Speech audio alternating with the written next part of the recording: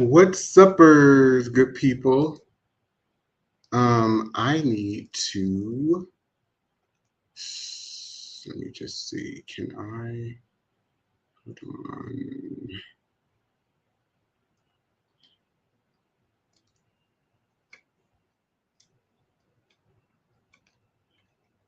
Welcome to this conversation. Um, I think I'm expecting some guests, and I see one of them here already. So before I let them on, I want to um, just kick this off actually by reading the the article that I had posted on my page because I wanted to get into this discussion with context. Um, and so for those people who may be familiar with my work, who may have read my books, who may have taken trainings or classes that I've taught, um, this conversation will be meaningful, I believe, for those individuals. I think for people who are not as familiar with my work, um, it can be daunting, it can be shocking on some levels. So what I'd like to do is first again start off with let me just see. Start off with reviewing. I see two of my comrades backstage. Lewis Brown, who is a really dear, close, and personal friend of mine.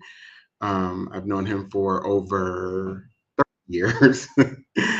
And then Frank Hill and then Terry Cooper. So what I'm going to do initially is share my screen so that I can read in my own articulation and voice the blog post and article that I wrote earlier that I put up, and it was about the P Diddy docuseries that is on Netflix. I watched that docuseries thinking that I'm just going to find out what happened about with the trial, and I was going to gain information and bits and pieces on about his situation and about the experiences of the victims that suffered at his hands or by his that suffered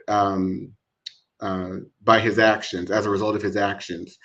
And I got so much more than I bargained for because I could not turn it off for one, and then everything that I might ingest or consume, it hits me differently. I'm always psychoanalyzing through a sociocultural, a psychocultural and psychopolitical historical lens. And so that's what compelled me to wake up today, my first day of vacation actually, and write this post. So I'm going to read it. So I titled it Watching the Reckoning, what Diddy's story reveals about America's legacy of sexual violence. And so that's the discussion that we will be having tonight. So I started it by saying, first, let me be unequivocally clear, nothing I write in this op-ed is a defense of Sean Diddy Combs, nor any person who has committed violence against women, girls, men, or boys. I am entirely against all forms of violence, including sexual assault and physical abuse. What follows is not an attempt to excuse or minimize individual harm. It is an invitation to broaden our lens. In chapter 3 of my book, Diagnosing Whiteness and Anti-Blackness, White Psychopathology, Collective Psychosis and Trauma in America, I argued that Black American male behavior, especially in its most harmful expressions, must be understood within the context of the white sociopolitical order that shaped, constrained, and conditioned Black existence. I do not say this merely to indict white men. I say it because Black people and Black men in particular have been historically socialized within a world structured by white psychopathy, white legal authority, white cultural norms, and white patriarchal behaviors. We cannot understand Black behavior outside the psychosocial, psychopolitical, psycholegal, and psychocultural conditions imposed upon us. In other words, what America has allowed men to do sexually, socially, legally, has always been defined by white male behavior. The origins of American male sexual entitlement. In 1275, under English common law, white men codified a rule at Westminster establishing that girls could be married at 12 years old. This legal norm, created centuries before the colonization of North America, traveled with English settlers and became grounding precedent for sexual governance in the colonies. After the founding of the United States, every state adopted this 12-year-old consent and marriage standard. And let me be clear, 12 years old was the age by which men were legally allowed to consummate marriages, but girls as young as 10 years old could be engaged in sexual encounters if they received a certain level of permission, and it was not considered rape or ravishment unless the child was under 10 years old, okay? Between 1800 and 1900, several states went further. Delaware allowed girls as young as 7 to be legally married. Under some common law interpretations, rape, referred to as ravishment, was not considered rape if the girl was at least 10. Okay. This legal foundation crystallized a cultural one, that girls and women's bodies existed for male access, male power, and male ownership. That entitlement, forged by white men, became the dominant sexual script for the entire country. How slavery reproduced white sexual violence through Black male bodies. Enslaved African boys and men were forced, under clear threat of death, torture, or punishment, to rape Black girls and women as part of the slave breeding economy. Slave narratives and historical accounts, including those curated in Gregory Smithers' Slave Breeding, make this painfully clear. One formerly enslaved man recounted how women were rewarded for breeding quickly. Another described his father being forced to choose the most moistest, prolific, meaning the youngest, most fertile girls to rape. In the WPA slave narratives, multiple accounts describe enslaved men being forced to rape enslaved women while white owners watched. In one Louisiana narrative, an enslaved woman explained, master would make the men go in to the gals he wanted them to breed with. Sometimes he'd stand right there. Sometimes he'd take his turn too. So what are we talking about, right? What is she talking about within the context of that experience, in that example? The evolution, not just of rape culture, of legalized rape culture, but also of legalized gang rape culture. This pattern appears across testimonies in Mississippi, Georgia, South Carolina, and Virginia. These are not isolated incidents. They reflect the foundational architecture of American masculinity, modern echoes of this history. So we must ask, how have these laws, histories, and psychosocial conditions shaped male proclivities, attitudes, and behaviors in our society today? Consider Donald Trump's infamous 2005 Hollywood statement, when you're a star, they let you do it. You can grab them by the pussy. During his 2022 deposition in the E. Jean Carroll case, Trump doubled down, telling attorney Roberta Kaplan that men have been doing this for a million years. He was not speaking personally. He was articulating a cultural truth he believes to be universal and justified. And where did he learn that? From the legal, cultural, and historical permissions white men created and normalized. The hypersexualization of boys in America. Across my life and research, I have explored how hypersexualization operates in male culture. Boys are often sexualized early and encouraged to see sex as a marker of worth, dominance, and maturity. I, like millions of boys, experienced this directly. I was molested repeatedly between ages 5 and 17 by adults and older adolescents. By ages 11 and 12, adult men in my community told me I should have already lost my virginity and that doing so earlier than my peers would be something to celebrate. And I think that this is something most males, if being honest with themselves, can relate to.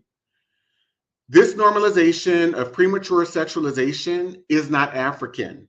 It is not indigenous. It is not rooted in traditional cultural practices from Ghana, Mali, or other West African regions I examined during my research. In these African societies, consent and marriage were culturally governed by readiness, family discussions, maturity, and community approval, not by the predatory entitlement embedded in European legal doctrine. Conclusion. Watching Sean Combs' The Reckoning on Netflix compelled me to reflect not only on individual acts of harm, but on the larger ecosystem that produces, shapes, and sustains male power in America, particularly sexualized male power. So we don't see Sean Combs or Jeffrey Epstein or Harvey Weinstein or Donald Trump as anomalies or as these are unique, circumstances or situations or individuals. No, there is a permission structure, both past and present, that has allowed and still allows these experiences and these very perverse and distorted and violent behaviors to continue to proceed. If we are going to have an honest conversation about the abuses documented in this docuseries, we must also interrogate what historical forces shaped American masculinity, who defined male entitlement to women's and girls' bodies, what legacies of white patriarchal law do all men, Black, white, and otherwise, inherit today? How do we confront the fact that Black men were coerced into reenacting white sexual violence under slavery, and how did those traumas echo forward? How do we break cycles of hypersexualization, coercion, and silence in our communities? How do we build a future in which none of this, past or present, is normalized? If these questions challenge you, unsettle you, or push you to rethink what you thought you knew about gendered violence, race, or American culture, I invite you to go deeper with me. This op-ed draws from the research in my book, Diagnosing Whiteness and Anti-Blackness, White Psychopathology, Collective Psychosis, and Trauma in America, and in my forthcoming work, The Psychopathy of Whiteness. Please also feel free to access and take the Diagnosing Whiteness and Anti-Blackness 10-part online course series located under the Courses tab on my website. We must commit ourselves to understanding these issues, not only through outrage, but through context, and to healing the wounds these systems continue to reproduce. So, with that being said and stated, I am going to bring on my guests who are here. So I see Lewis. I'm going to add Lewis to the stage. I'm going to add Frank Hill to the stage.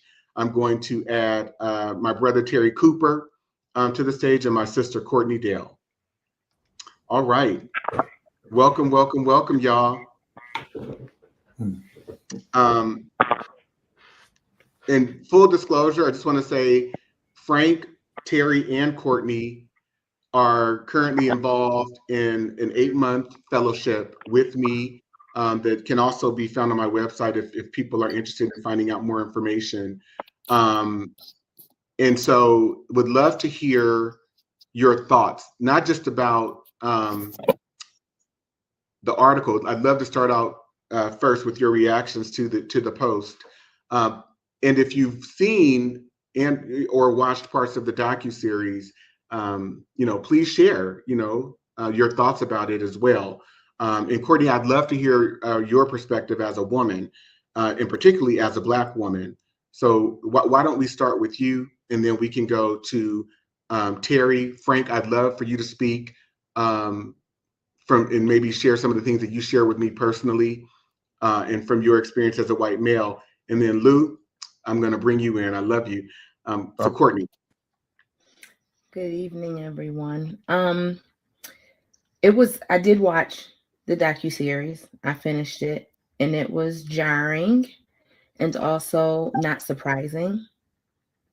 I think what really, as a Black woman, I think the underpinning is just knowing that your body is viewed as property, and understanding the historical understanding of Black people, but Black women, and that understanding is still rings true for a lot of people today and in a lot of settings. One of the things that I think mentioned in the actual article that stood out to me was around how hypersexuality is almost forced upon young men, um, and that a lot of young men don't know that their consensual initial contact was not consensual, and often including an adult male or female, which is really just rape.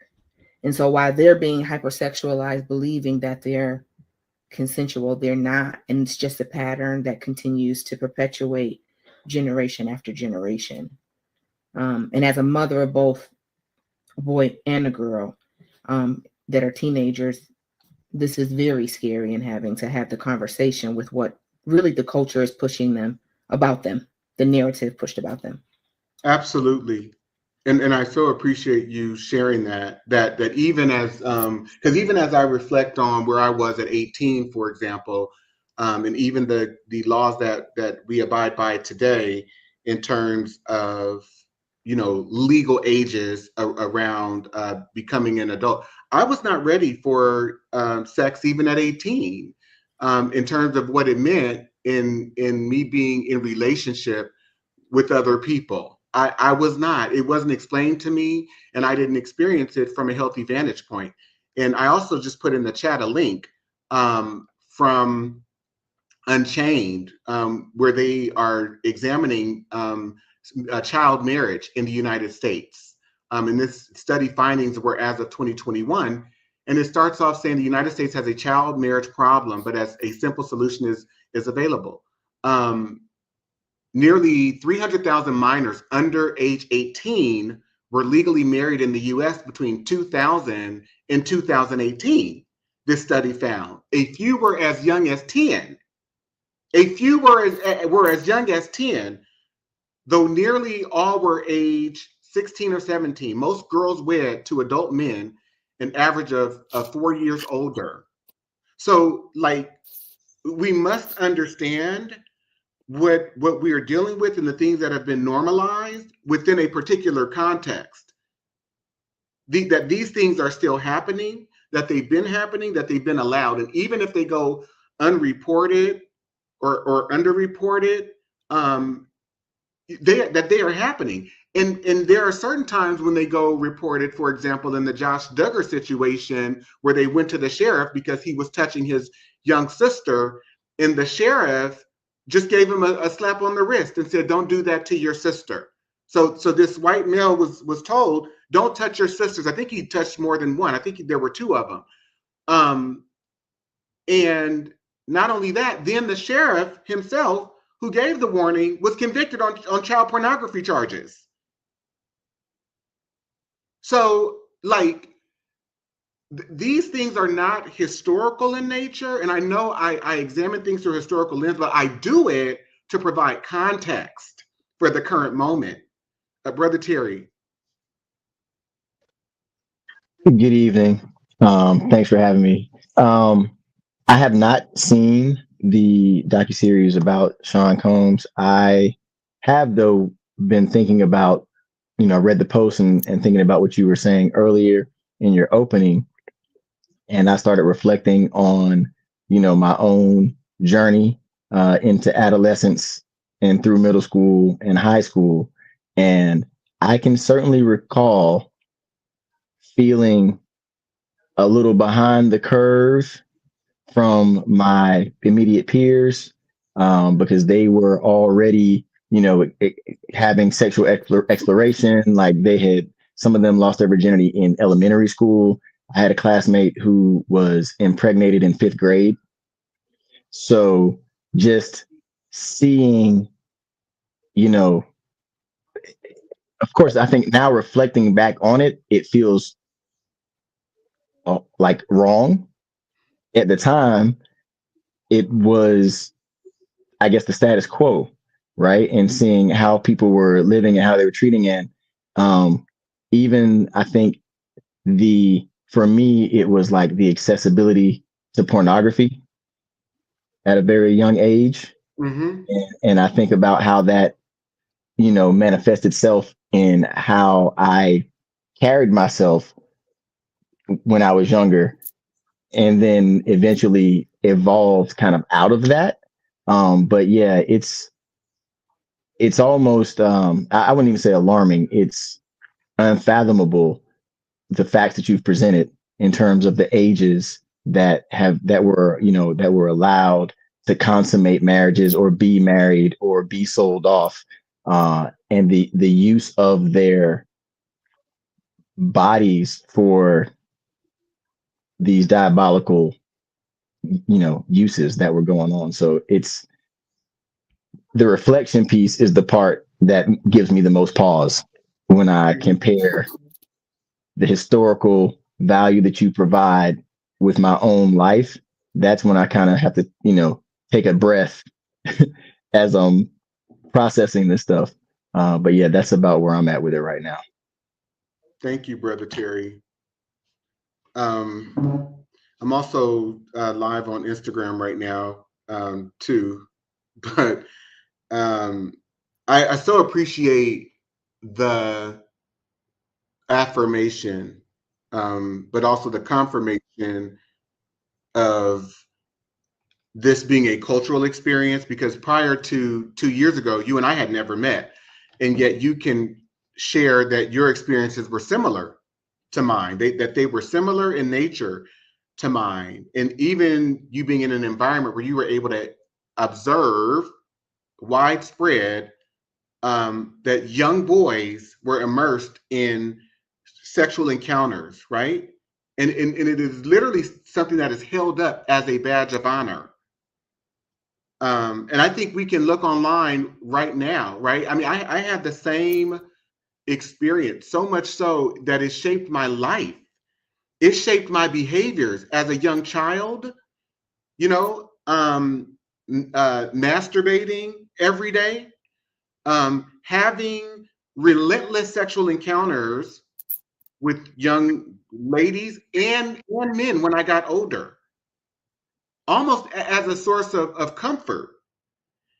And I don't think that we because we exist within a societal and a cultural context where these things have been normalized, and they're normalized in education, they are normalized in media, in entertainment, they're normalized in the way that we dress, in clothing. You know, everything is tight. It is revealing. And Black people, I mean, for centuries, we might have to understand, we have been hypersexualized because European men have hypersexualized themselves, and they've hypersexualized white girls and women. And so we just figure into this equation, not understanding and not knowing ourselves independent of a European experience, of a white experience. We are immersed in someone else's reality who has had in total control and rulership over our bodies, including our minds. And we have absorbed the same type of pathological behaviors and attitudes and proclivities that these people possess and have possessed.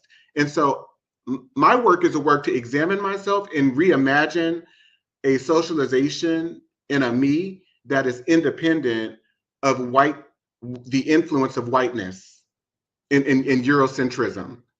Frank. And I also want to put in here, while Frank is coming on, another article or source from Equality Now that shows that only 13 out of 50 states currently ban child marriage. Only 13 out of 50 states outlaw child marriage. So and I had someone respond to my article earlier and says, well, you're always talking about history. This doesn't happen anymore. And it was such a flip response or reaction I had to say to this person, are you sharing this with me? Are you having this reaction toward me because because of your feelings, or are you saying this because you believe that you are informed on the topic? Because if you believe that you are informed on the topic, you're wrong. You're ill-informed. This is happening, and I had to send this person sources, and they quickly shut up. Because again, most people don't have information, and most people are operating based on what they believe, and belief is not fact. That belief can be rooted in fact, but most belief, and when people are resisting, my work and my efforts and the things that I'm trying to share and educate people on, and they're having adverse reactions, most of their reactions are rooted in what they think is happening and believe, or what they think has happened, and what they believe based on what they think has happened, rather than factual context. And I'm just not willing to have those types of exchanges because they're meaningless. Frank.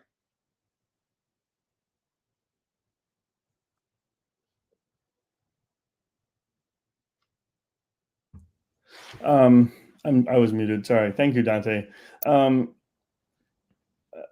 This post that you put up this morning, and the discussion that we had in the fellowship this week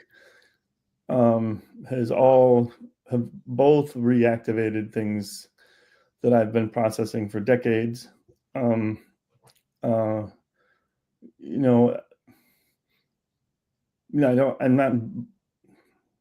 know if blame the right word, but my father introduced me to these ideas very early. I was hypersexualized, as you say, as a young child, introduced to pornography and sexuality at a very young age, and told by my father. For instance, one of the things he said, I remember saying around 9, well, don't show the trunk of Playboys that I have to your male friends, because not all parents would understand. The legal framework and the sexual revolution of the 60s, quote unquote, which was a male sexual revolution primarily. It was about, the entitlement of men to female bodies and sexual partners. That created a moral relativism that my father could use to justify certain behaviors that I engaged in with a cousin, right? That he used to justify those trespasses, and those were increasing. It didn't it was like an incident, and then my aunt wanted him to talk to me about it, and that's how he framed it to me. Well, this is, my aunt wanted me to talk to you about, or your aunt wanted me to talk to you about this, as though it was either not something that he really thought should be talked about with me, or it was okay and he thought, that kind of shit. So sorry, but it's just this, it's this masculinity that's then passed down through the generations. And of course, I've spent many decades reflecting on this, and it becomes another layer, right? This historical, sort of, oh, this isn't just my father, this isn't just my relationship in this family, right? It's a culture of this crap. It's cultural phenomenon. That's what we must understand.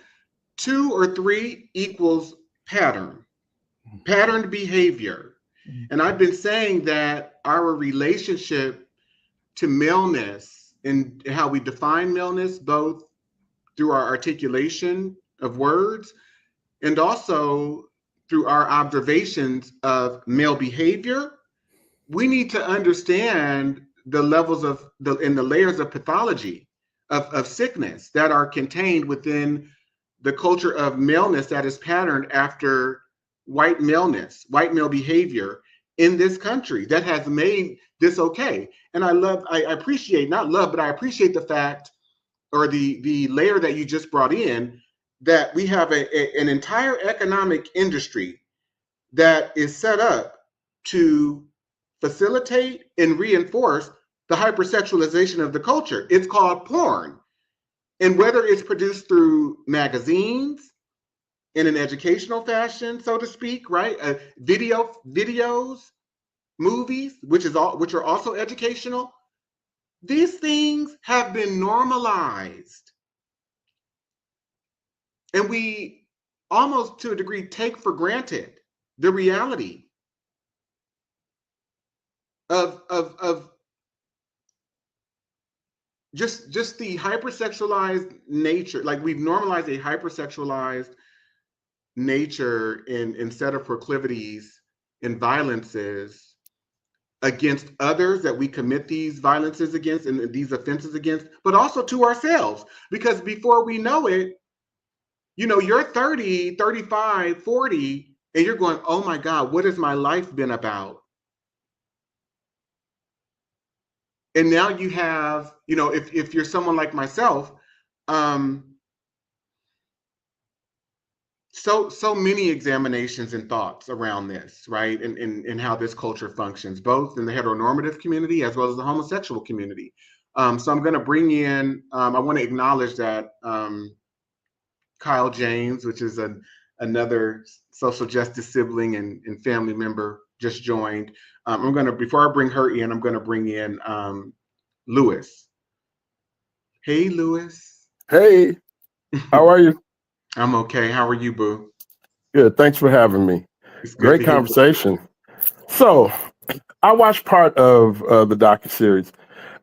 My thing, I relate to it very well because my sexual thing started at 11 years old, based out of the community I was in. So I grew up in the church. Fast forward, but I was around pimps, hoes, drug dealers. That was another part of my family. Black Panthers was another part of my family. Educators were another part of my family. So I was around it all. So what P. Diddy experienced as a child, I experienced as a child. Yes. So it was all a male-dominated thing. You went and you dropped off the drugs, you picked up the money for relatives, that type of thing. So you were always in, your mind had to always be spinning and watching, the guys, and so you had to watch the guys because that was the future. That's what you did. That's what, in the community.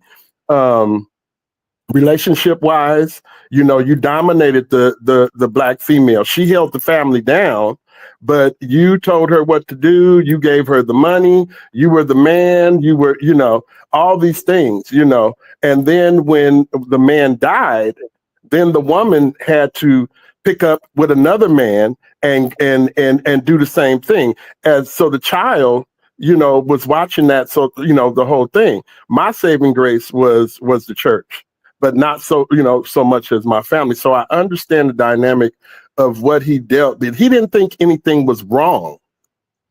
That's the thing, right. Is that it was normal. Mm-hmm. It was a normal life. It was a normal behavior for him to pick it up. And that's the way it was for me until I got to an age where I was like, oh shit, this is crazy, and I need to change the way that I'm thinking because now I'm 20 years old and I have a child. Right. So how do I change that mindset, that behavior? And so that comes with, tapping in to other things within the family. Not everyone has that. So he didn't have anything. But then when he got to the level of being a millionaire, Clive Davis, that was their world, the Epsteins and all these other people. It just, it was just everything that he ever wanted. That's right. And to your point, when you have money and influence and power, right, and the resources to be able to hire good legal representation, but also yes. You're able to have police and judges on your payroll, so to speak, right? Mm-hmm. Who you might give a kickback to after your case is over. All of those things play a part in all of this. And because he was making money, not just for himself, there are so many people. Clive Davis got rich off of him. There are so many people, right? Jimmy Iovine got rich off Dr. Dre, off 50 Cent. Let's be very clear. And even the R. Kelly, people had been saying, things about R. Kelly for years. I saw that video with R. Kelly back in 2002. I had the tape, and I shared it with a few people because I couldn't believe it, right? And the thing that really gave it away for me is probably one of the second clips on that tape. You know how, on award shows, they might give you plaques when you sell platinum? In one of the scenes on the R. Kelly video, it had a placard for Kelly Price's first album that had just sold 1 million copies. And so I said, oh my God, this is really him, right? But everyone knew what he was doing. But as long as he was making money for the entertainment industry, for Jive Records, he was fine. Once he became an independent agent, just like Bill Cosby. Once Bill Cosby wanted to buy, I think it was NBC, or he was trying to enter a deal to purchase, he became a problem. And it's time to take him down. But there are so many people, to your point, Lewis, who are complicit. And what you just described about your experience growing up, that was my father's experience. That was all of my uncle's experiences in the ways that they treated women. I grew up in a home where for the first 5 years of my life, my father abused my mother. And I saw it. And my uncles abused women around us. Yes. Verbally and physically. So there is a tainted relationship that we have with the female body in this culture. There's a tainted relationship that we have in many cases, in some cases, with the child body. We want the youngest person. And we'll see men in their 40s and 50s going to get a child bride, divorcing a wife because she's aged out, divorcing a woman because she's aged out. Right? And some of these same behaviors and patterns also show up in our community as homosexuals. We don't value older men once we hit a certain age, or we age out. So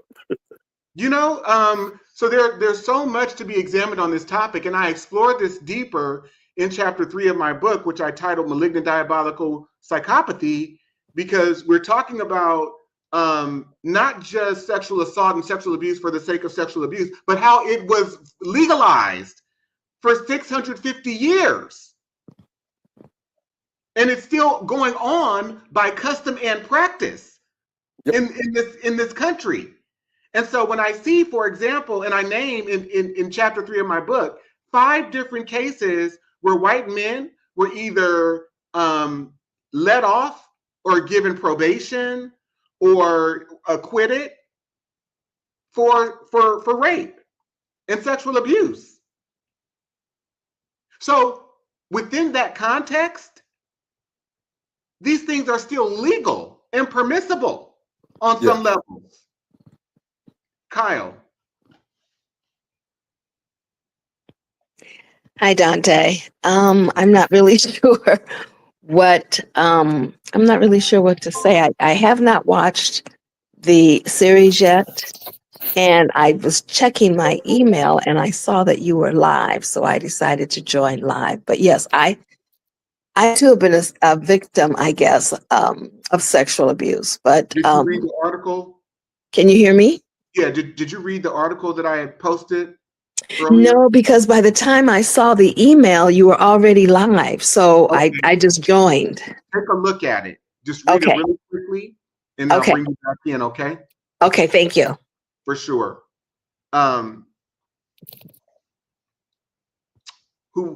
Courtney? What I'm pondering is around some of our early sessions in the fellowship around in antiquity and sex. in Christianity, right? And it being brought over here, and how even then sex was used as a tool for domination potentially.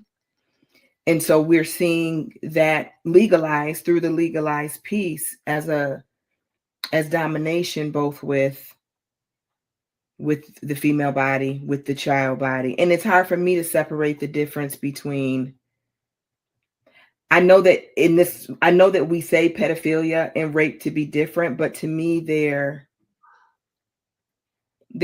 somewhat the same, because it's domination. They are interconnected. Power.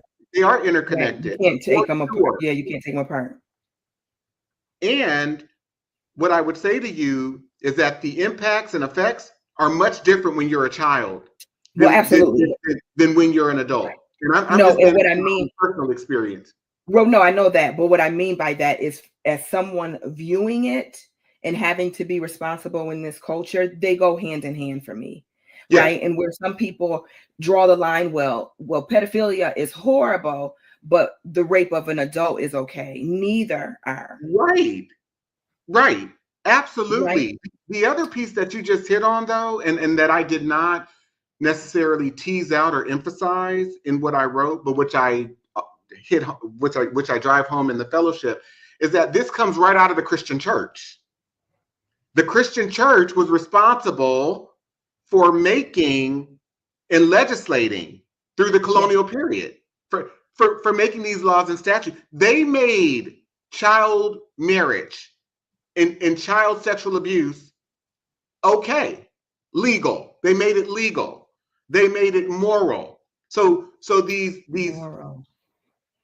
sexual distortions and perversions come right out of the Christian church and are still consistent and upheld today. That's right. Which is why you got rampant abuse in the Catholic Church, rampant abuse in the white evangelical church, rampant abuse in the Black church, rampant abuse even in some mosques and in the Muslim faith.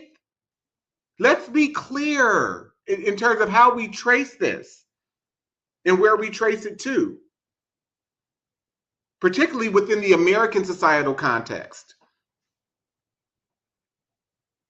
Brother Terry. I need to pass. I'll come back to me, please. Okay, Frank. Yeah, I'm not sure what to add. I mean, I see all the repressed sexual mores and things that come out of the church as well. You know, it's like on the one hand it's condemned, and on the other hand it's not. Like, it's like historically it was established by the church in this legal context, and made moral, as you just said, and then like at some point it also becomes part of the doctrine to preach like chastity or whatever it is, you know, purity and all these things that are not a part of the history. Like it's keeping it unconscious. It's keeping it not honest. Absolutely. Because pair that with the fact that through the 20th century, the judges in this country, white men, continue to reaffirm that Black women, because they were hypersexual creatures, according to white male ideology and psychopathology, that Black women were hypersexual creatures and could not prove chastity based on legal precedent or based on their standards of reasonableness, right? So let's pair these things together. It is absolutely insane, and I think we must peel back these layers to understand that these things are violent. These behaviors, these beliefs, these activities that have been normalized are violent in nature. They work against us on many levels because they keep people in fear of each other. They keep people feeling unsafe. I cannot tell you the number of times I have attempted to just be courteous in making eye contact with Black women, and they shy away. They won't even look me in the eye because it's not safe. It is not safe. And I used to take offense until I had, my female cousins and friends explaining to me, most times when we make eye contact, it's almost an invitation for men with men. It's almost an invitation for men to take it further. And so we just avoid it. We keep our heads down, and we really just avoid it. It's a culture of unsafety, right?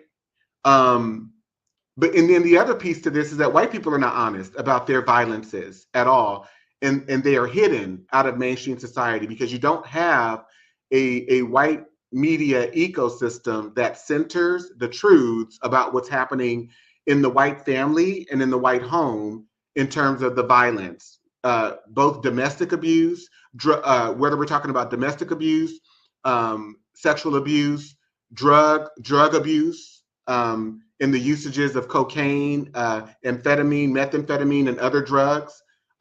It's just kept out of the mainstream, right? Meanwhile, though, if you look up statistics, you'll find that most men who are in jail, in prison for sexual assaults and abuses are predominantly white. Almost 60% of men in prison for sexual abuse are white men. 75% of the men convicted and imprisoned for child pornography are white men. But you don't hear this. You don't hear this in the news. You don't hear it anywhere. It's undercriminalized because of such. I guarantee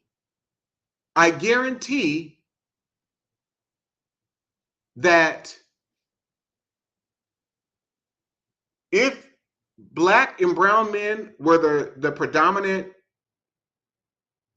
actors, were child sexual abuse and adult sexual abuse was involved, the terms of sentences would be expanded extraordinarily.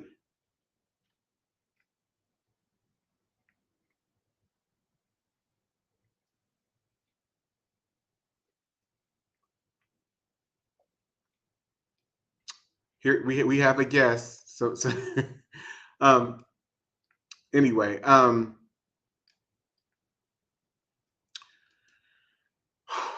Brother Terry. Oh, I see someone else coming on. Yeah. So the last piece, right, that y'all were just talking about. I'm not that big on social media, but I've seen these come through, and it's like it made me think about the when they ask a young lady, like, would you rather be stuck in the woods with a bear or a Black man or a man? And they're like, the bear, because we know the bear wants to eat us, but we have no idea what this man's intentions are. And I would like to think that because I was reared by women, my great grandmother, my grandmother, my mother, that would not be the same for myself, right? But just the conversation that you just had, right? It's like, how can Black women feel safe in this culture, even with their own brothers, or their own family members? There's literally no safe place for them in this culture. And then, I mean, there's really no safe place for any of us at that matter. But that was the thing that jumped out at me when you were talking about, when you said that, women avoid making contact, right? Eye contact with you. And I think, like, but Dante doesn't, like, you're not foreboding, right? Like, your visage is light and you smile and you, right? Like, so I wouldn't understand. For me, it doesn't resonate, but I can't imagine being in the position of a woman and having to deal with these same situations. That's right. Me either, Terry. And I've begun saying to the women that I'm close to in just private conversations, you know, if I were you all, and if I were a woman myself, I would not date men. Um, and I'm also contemplating, even in the space that I'm in as a gay male, um, you know, either not dating men or being very selective about, uh, you know, who I might express and convey interest in, because it's just not safe out here. But if I was a woman, I would not. It's a culture of unsafety. And I had to say to a few of my girlfriends and my cousins, because they would repeat, you know, they meet these guys and they are experiencing mistreatment, they're experiencing being devalued, they're experiencing people that have a basic thought process, and don't honor them. Honor is different than respect. Respect is basic. Respect should be basic. Honor and adoration are heightened levels. Those are other levels. Um, and I said to them, I believe I even said to Jessica, she's here. I'm going to bring her in too, to this discussion.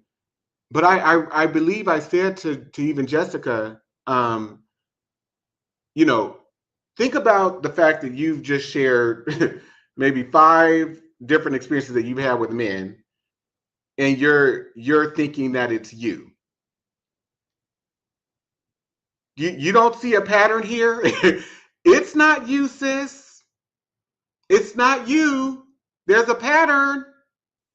You know, you're on the 5th, 6th, 7th person. You've gone out on first, second, third dates, and the patterns are all the same.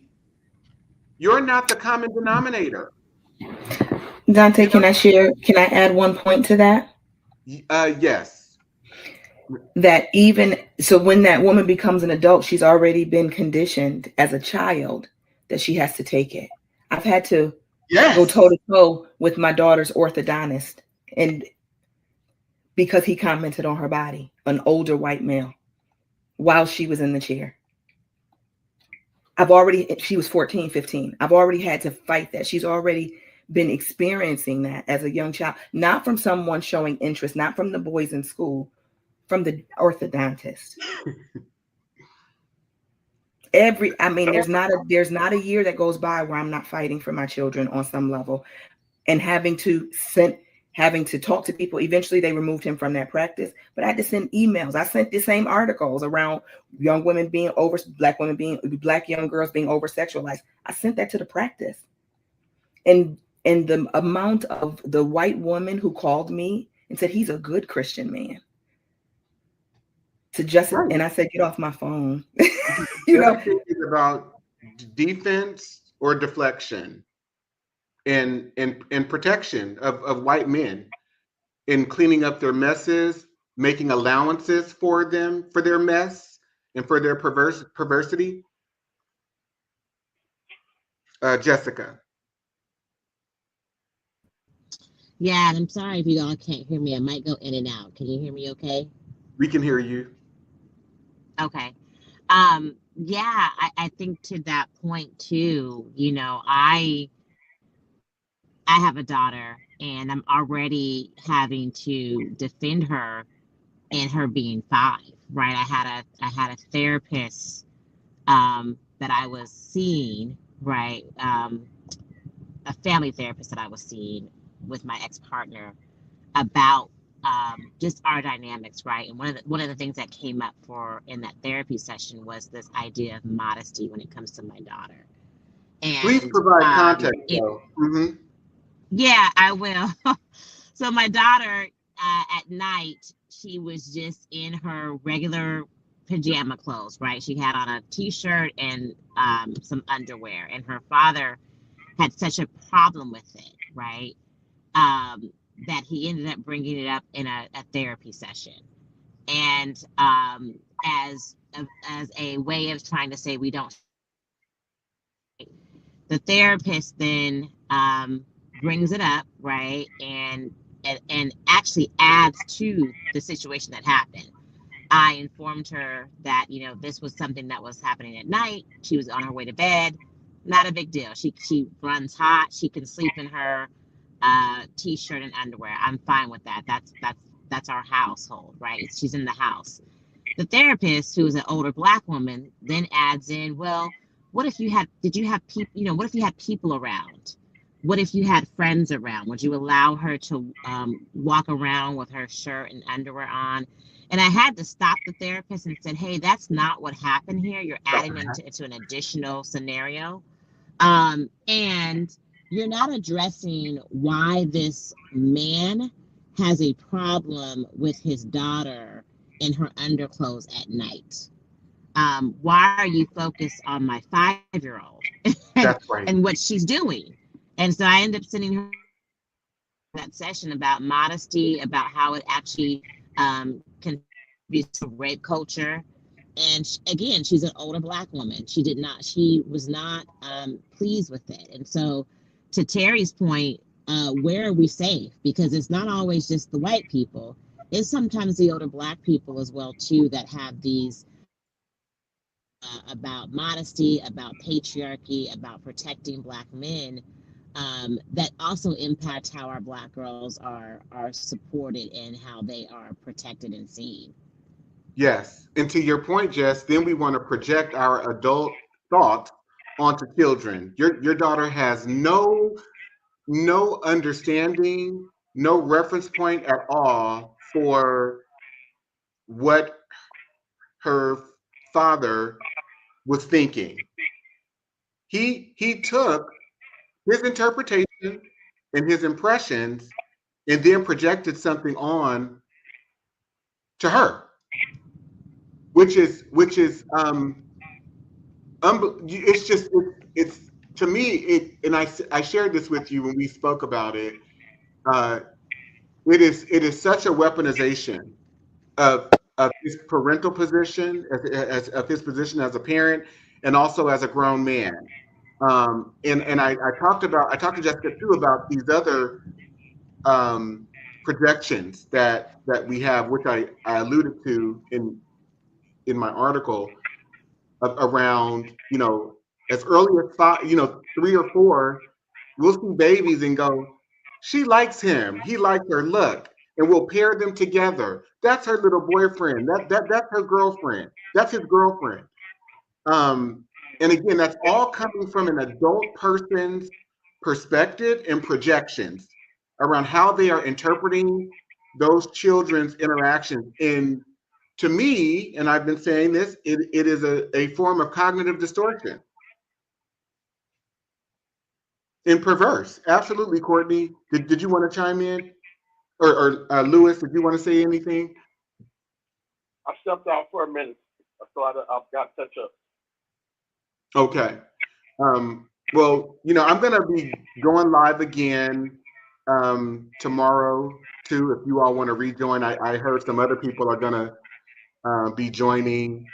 I just posted a link to a campaign that for my nonprofit Blackademics, where we are trying to develop, or not even trying, we're in the process of developing a curriculum for 9th through 12th graders, uh, students of high school age, to support the mandate that California currently has around ethnic studies, where high school students are mandated to take a form of ethnic studies. And so we want to partner with various high schools throughout California to integrate our curriculum, a curriculum that is currently being developed into the high school curriculum, which can be one of a menu of different curriculums that are offered. So for anyone who's watching, if you want to donate, if you can donate, that would be great. And then also, but please share the link with your networks. Please share the links. So we can wrap up this discussion. Anyone want to share any last closing thoughts? Yeah. Can I say something? Can you hear me? Certainly. Most Yeah. certainly. I mean, I think for me too, as we're processing this and watching this series of documentary, what I really grieve is the inner child that was extremely broken in this person.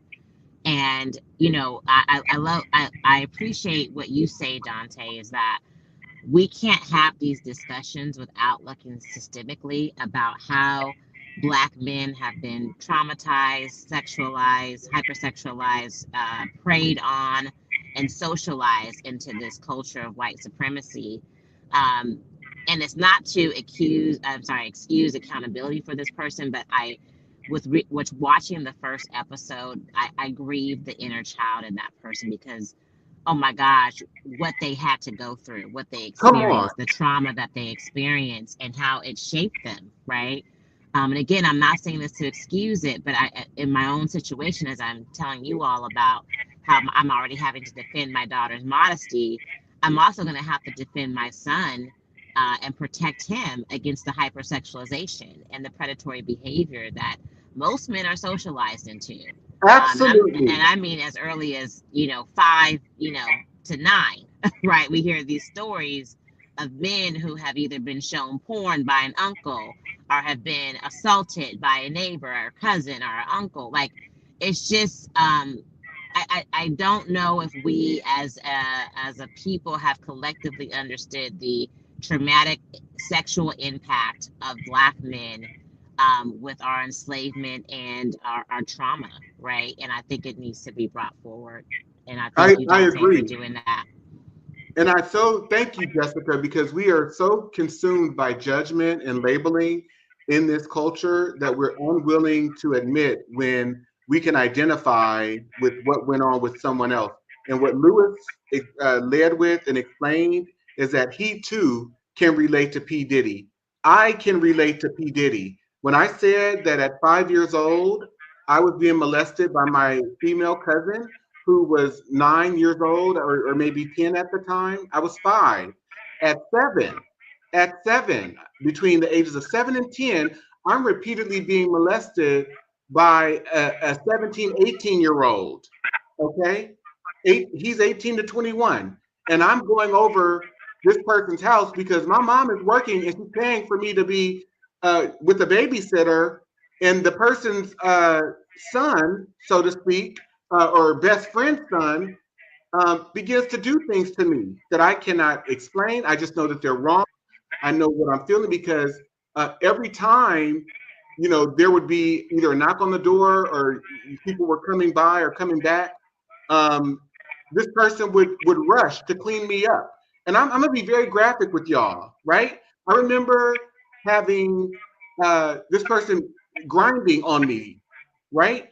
And got up from, and I'm probably 7, 8 years old, and there was my stomach, my whole torso was filled with semen. And I did not know what it was. I was so scared out of my mind. Okay. By age 11, the day before I started the 5th grade, my cousin gave me an orgasm, my male cousin, right? And then also between the ages of 10 and 11, I'm being molested by a minister in the Black church. And I can go on. There are a few more experiences I had before the age of 18. I won't go there, but these things are rampant in our culture. And if more people were honest about them and willing to be honest and self-reflective, then I think that we could heal more as individuals, but also as a culture, as a society. But we want to continue and perpetuate the normalization of these things. Oh, Dante's taking it too far. He's making a big deal out of nothing. Okay. I see. But Dante, can I say something? Mm-hmm. Well, I think a lot of times that the Black women are going through so much pain themselves and they're trying to make a living, and they don't have any other choice but to drop their kids off at certain places, thinking that they're going to be safe. That's right. And so I think we have to be honest, with where we are with the single Black mothers in this nation. And they need help. And so we've got to step up as men and recognize, you know, I've been able to recognize with my grandchildren and now my great grandchildren, you know, certain things that I went through, and I can stop it, you know. But there's a lot of single women out there that just really don't have a choice, and that they're still putting their kids in harm's way. So how do we get, you know, to your point, you know, it's not their yeah, fault. It's no, not their fault. And which is right, why whenever I hear a conversation about a single mother that's raising children on her own and there are criticisms, I always enter into the discussion now. mm-hmm, The reality is she should have help because she did not mm-hmm, have that child by herself. So I am not going to participate in this type of conversation around criticizing women. I don't care yes, what predicament they're in, because if they had the exactly, help of another parent, they wouldn't be as stressed. The right, conditions most likely exactly, could be and would be different. Absolutely, exactly. Lord. Absolutely. So So yeah, let me say this. I know that my mother and every other single Black mm-hmm, woman raising child on their own has done and is doing the best that they can. yep, And it doesn't matter what economic strata you're dealing with, mothers who might be on general assistance or welfare or whatever right. the case may be. Absolutely. And that's why they end up in a lot of To situations that, like that. They don't have yeah, no other choice No, sometimes. no. Yeah. yeah. Courtney, Terry, And Frank, there's oh, Amber. sorry. Oh,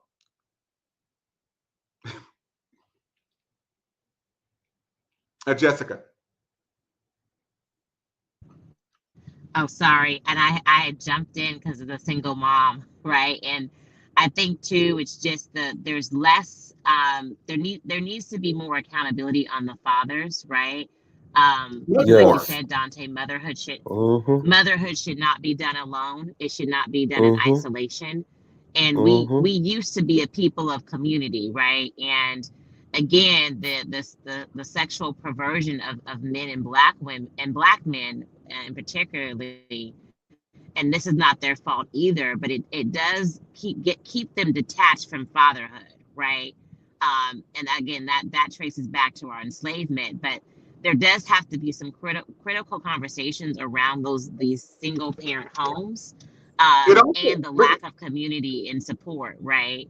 it also traces back to the 1960s when you had the federal government develop a men in the home rule, where they said to Black and Latino women who were able to then sign up for federal and government assistance that the men had to be kicked out of the home, that the men must leave the home. So it Yep. dates back to the early 1960s as well. And I also think we must explore and examine that through a racialized perspective as too, because when that program, the aid for dependent children, was developed in 1935 as a part of the New Deal under the Social Security Act, under the Social Security Act, white women had to prove that they were married in order to get that money.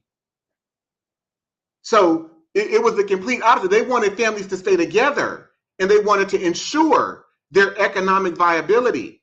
But when Black and Latino women began to access that same system, the government said you cannot have men in the home. So That's we right. don't even have to go back to when we were enslaved. That's right. Terry? Yeah, so two things came up to mind as the conversation progressed, and that was one, I was spared many of these experiences that we are discussing as a child because, again, I was in the house with my grandmother and my mother with a great grandmother right down the street, and I was not allowed to stay with just anyone, even family members, right? Like my grandmother and my mother were extremely discerning as to who they entrusted me to, right? And then the other thing that came up, I'm thinking about, we've talked a lot about, adults and the hypersexualization of children, but then I have to think also about kids are around each other 8 hours a day in school, and there's a level of socialization. We spend more time with our peers most times than we do with our own family members at home.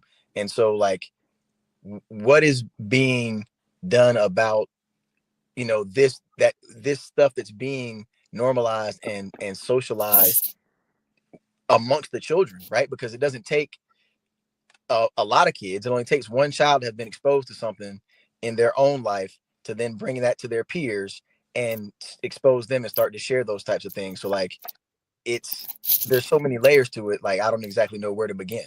That's right. And I'm gonna say too, Terry, to what you led with, like that, it's a blessing, right? That you had that amount of familial support, right? My story is different because not only was my mom, you know, divorced by the age of 29, but she lost her mother at 17. She lost her father at 23. Like she really had to figure this thing out on her own, right? Yep. And my dad being, you know, what would be referred to in white American culture as a street dude, right? He didn't have he when he grew up, his influences were men who beat women, who did exactly the things that Lewis shared when he first entered the conversation. That is what his stepfather taught him to do to my grandmother.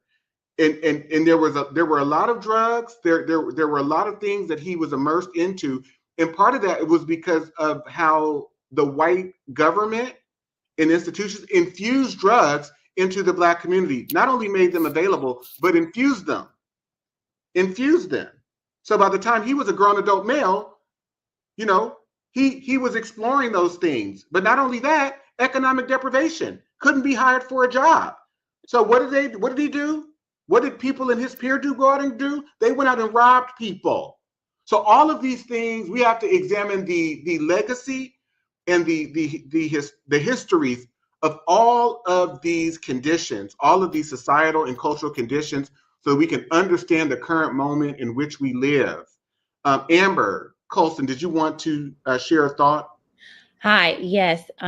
So I had a couple of thoughts as the discussion was going on. And I wanted to go back to something I believe it was Jessica said about just in recognizing and being able to, I guess, kind of discern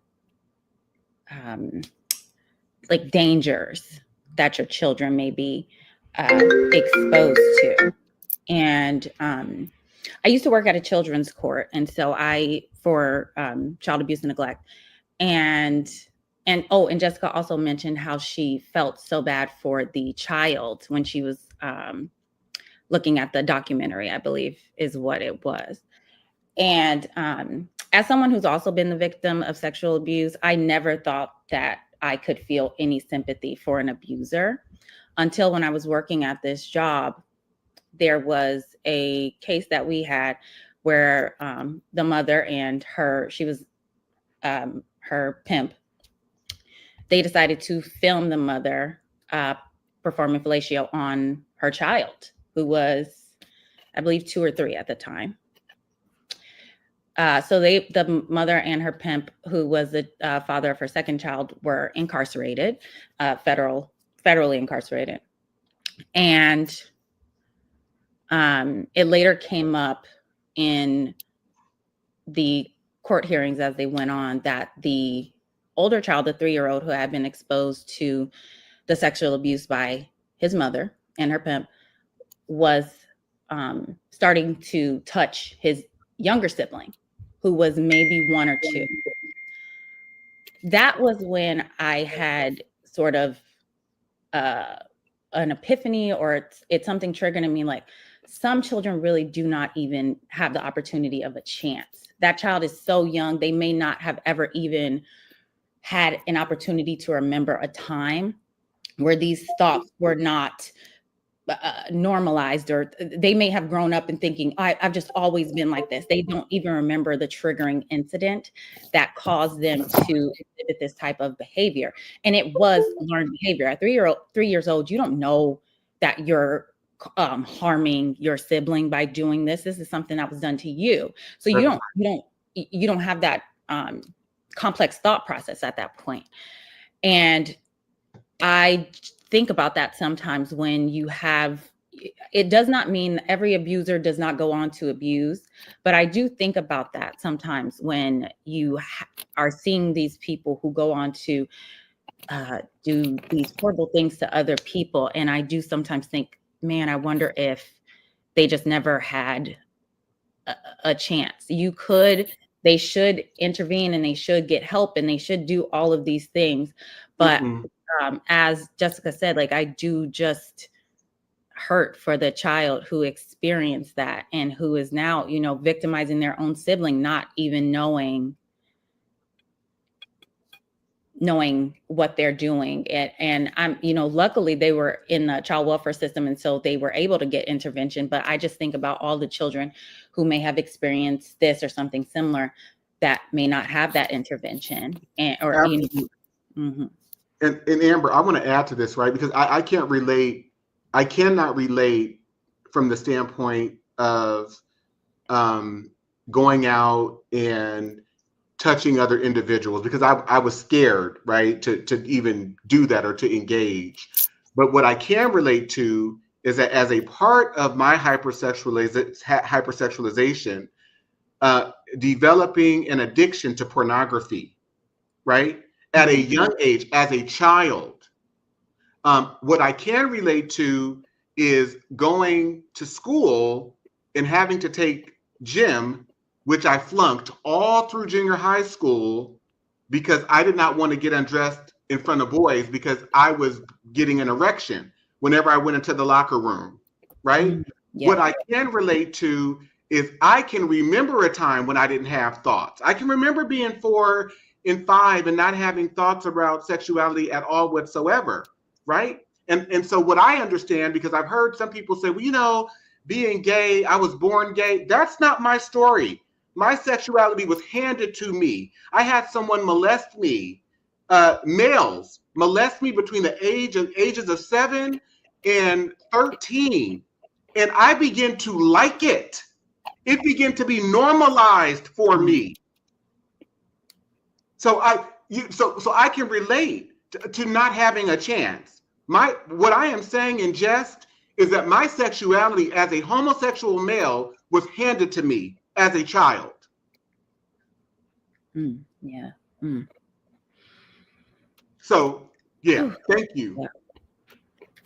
Yeah. Any closing thoughts? I'm gonna put in the chat too a link if you are interested in taking the online course that's available on my website. Please click that link and you can take it. If you go to the site and you take the full course, there are questions after each segment, reflection questions. And the course is a complete series of 10 different segments that explore the themes that are in my book. I am so emotional right now. This conversation has done something to me. Yeah. Any last thoughts?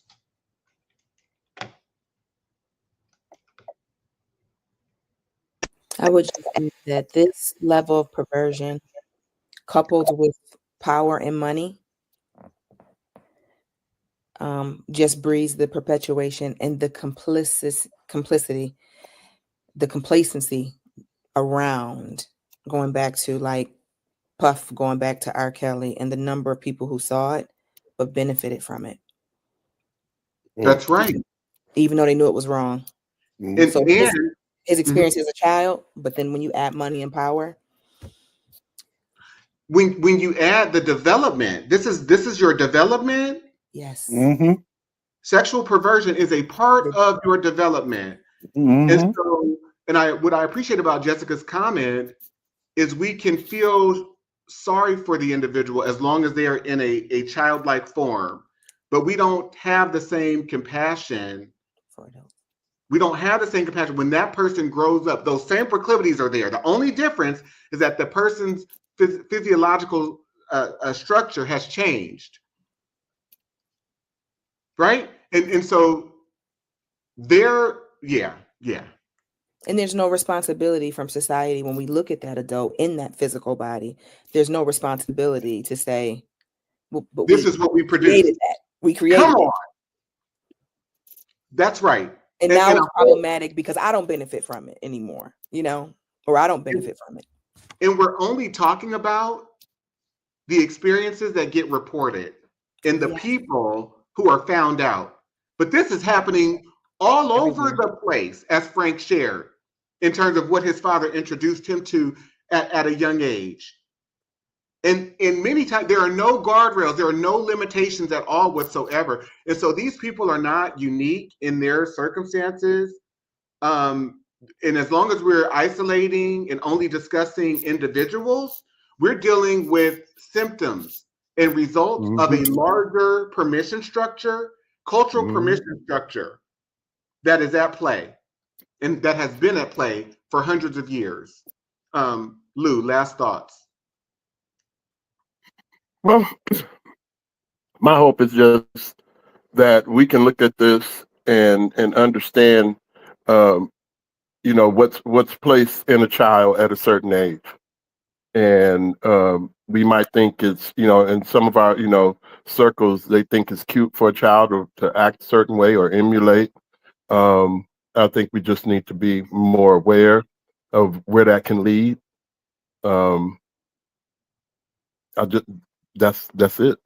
That's right. And I'll tell you, you know, my experiences shaped me in the opposite way, especially where children are involved. I remember calling my goddaughter's mother because, you know, she was playing outside with her friends during the summer, and she had on a two-piece bathing suit. I think she was like maybe 4 or 5, probably 5. And my close friend, who I love, I'm her father's goddaughter. I'm her daughter's godfather, and she put the pictures on Facebook, and I called her and told her to take them down. I said, absolutely, take them down. You know, little children would run and come jump on me. I remember when I was in grad school, I was going for my master's, and I was going to elementary schools and substituting. And sometimes I'd go to kindergarten, first grade, second grade, and the kids would run up to me, want to hug me. No, absolutely not. Get away from me. I'd be at friends' houses and their children are sitting on grown people's lap, and I'd be commenting, I think they need to get off their lap. Absolutely. You can't come and sit on my lap. You cannot come and sit on Uncle Dante's lap. Absolutely. Right? Because I have triggers and traumas over this stuff. And then people tell me, well, you're too conservative and you just kind of take things too far. No, I know what can happen when you allow your children to spend the night at people's house. I know what can happen when your child is sitting on Uncle so-and-so's lap. Even when Uncle so-and-so is related by blood. Don't even get me started, right? That part. Sitting on Auntie so-and-so's lap. I know what can happen, right?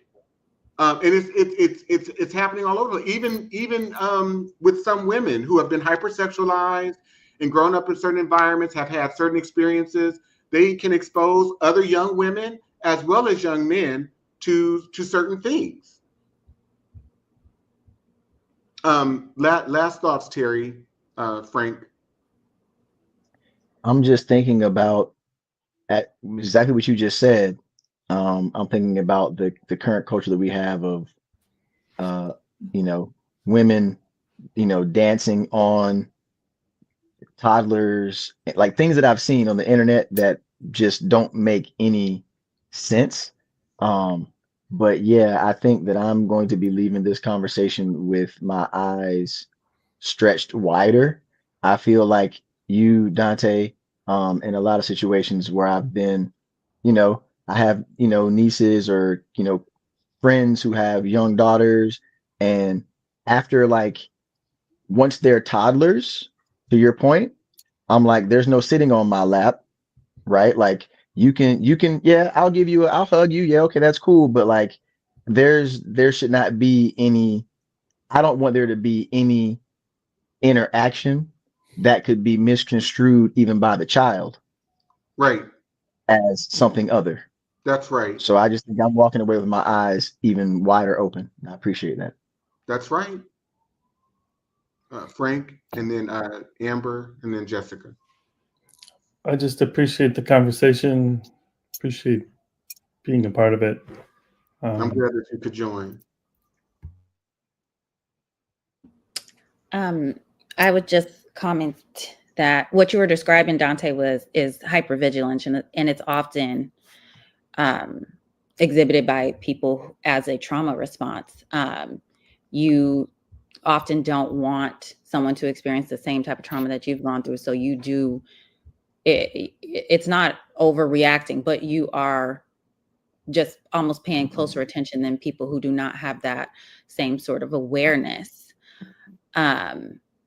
And it can, it can be a double-edged sword, I think, for some people, because then you might have someone who thinks everything that could be innocent or not, but with children, I do think erring on the side of caution is best. I do sort of the same thing with my niece. I tell her mom, she's not going over there. She's not going with those people. Or if she's having conversations with people on her iPad, I'm like, I'm in your business, because you're 7. You don't have business. Like, we have to make sure that they're not being exposed, because we don't, I can't recall who said it earlier, but you don't know what the children do spend more time outside of adults' presence at a certain point. So you don't know what those other people, what is allowed to go on in other people's homes. My niece is not allowed to spend the night at other people's homes, because that's not happening. We don't, I'm sorry if that offends somebody, but they're just going to have to understand, because it is about protection. And if you're going to have children, I think you have to put that first, their protection.